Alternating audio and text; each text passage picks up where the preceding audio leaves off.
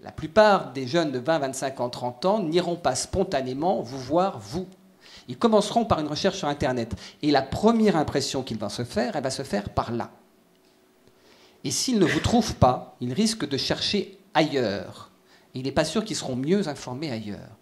J'en tire la conclusion qu'il commence à y avoir une ardente nécessité d'être présent aussi sur Internet, à côté et en complément de la communication de terrain que vous faites. Une cible, c'est un public à qui on s'adresse. La communication destinée à tout le monde, ça n'existe pas, ou pratiquement pas.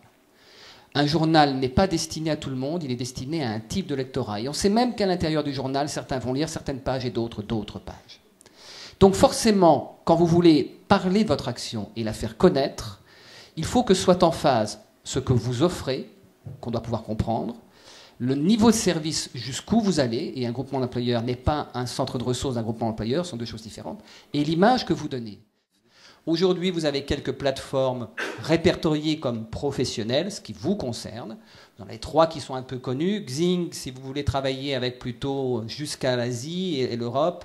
LinkedIn, si vous êtes plus tourné vers le monde nord-américain. Et Viadeo, si vous travaillez plus avec un public de Français, ce qui est le cas. Aujourd'hui, j'ai trouvé qu'un seul emplacement de groupement d'employeurs, Viadeo. C'est dommage parce que c'est là que les jeunes de 20 à 25 ans vont regarder ce qui se passe. Pour animer un peu, pour faire diffuser de l'information, c'est un outil qui est utile aujourd'hui.